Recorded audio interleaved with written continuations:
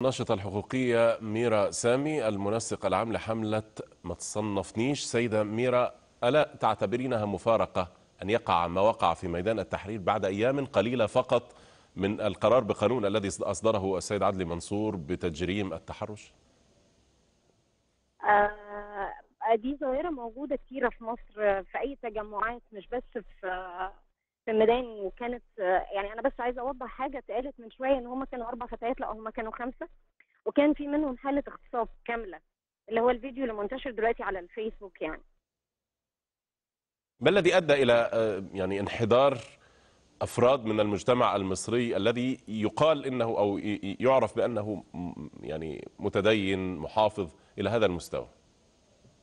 الحقيقة هي مشكلة مجتمع، يعني الناس بتبص دايما على ان البنت هي اللي غلطانة في كل الأحوال، حتى لو كانت منقبة، حتى لو كانت محجبة، كانت بشعرها، كانت يعني مش مهم شكلها عامل ازاي ولا لبسها عامل ازاي. هي مشكلة مجتمع. هو في عنف جامد جدا وتحرش جامد جدا بيحصل حتى في الشوارع، في الأماكن العادية، يعني الأماكن الشعبية البنت فيها بيبقى لازم تكون لابسة لبس معين وماشية بشكل معين عشان ده ما يتمش التحرش بيها او اكتر من كده. وكتير جدا السنين اللي فاتت قضايا كتير جدا حوالين التحرش وحوالين الاغتصاب بتحصل في مصر بشكل ملحوظ جدا.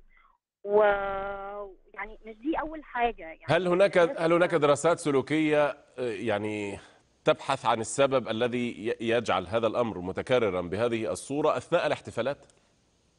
طبعا الازدواجيه اللي موجوده دي واثناء الاحتفالات بالذات، لان بيبقى التجمع كبير جدا وبيبقى سهل ان ده يحصل من غير ما الناس كلها تكون واخده بالها بسبب الزحمه. ف... فده موجود طبعا في الاحتفالات باكتر.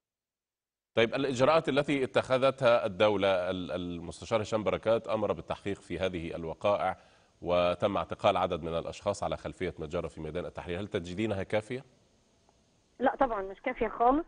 والحملات بتاعت المرأة شغالة على انه يطلب باعدامهم، يعني المتحرش او المغتصب ما ينفعش ان هو نتهاون معاه ونديله 6 شهور. ما هو 6 شهور هيطلع تاني. هو اوريدي ممكن يكون شخص اصلا يعني ضايع، مش فارق معاه. هو اللي بيعمل كده اصلا ما عندوش اي ذرة انسانية. فال6 شهور دول مش كافيين خالص بالمرة. يعني تطالبين فده بقى بتشديد سلوك عام. العقوبة؟ طبعا تشديد العقوبة، الإعدام. لو يعني لو البنت قالت إن هو ده اللي عمل كده، ماشي يعدم فورا يعني. إيه اللي ممكن نستناه تاني عشان يحصل أكتر من اللي بيحصل ده؟ واحدة نازلة تحتفل بصرف النظر عن توجهها السياسي، هي ممكن يكون ما لهاش توجه سياسي أصلا. هي نازلة تحتفل أو نازلة تتظاهر أو طيب، نازلة هذا تقول هذا إن مستوى بطالب بحقي هذا أو أي مستوى من حاجة. الردع، وهو تشديد العقوبات وتغليظ القوانين. ماذا عن الوجود الشرطي والأمني في الشوارع؟ هل تعتقدين أنه ينبغي تكثيفه أكثر؟ الحقيقة أنا عايزة أقول حاجة بس مهمة جدا في النقطة دي. إحنا لو ماشيين بنتين أو أكتر من بنت، أو حتى بنت لوحدها جنب عسكري مرور أو جنب مكان فيه تواجد أمني من العساكر بتوع الأمن المركزي، بيتحرشوا بيها عادي جدا.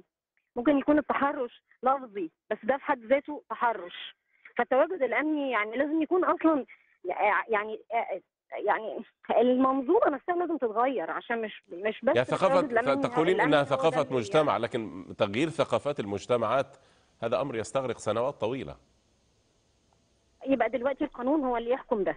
يعني دلوقتي لما تتحط ان لو اثبت عليك ان عملت حاله تحرش او حاله اغتصاب فانت تعدم، فساعتها هو هيكون مش محتاجين بقى سنوات ولا بتاع، على الاقل هيخاف هل لغايه بقى ما نغير تعتقدين هل الثقافه دي. تعتقدين حقا أن مصر في اللحظة الراهنة هي دولة القانون، دولة تطبيق واحترام القوانين؟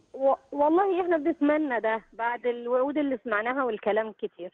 احنا بنتمنى ده، بس هو لغايه اللحظه اللي احنا فيها ده حصل. فلازم حل.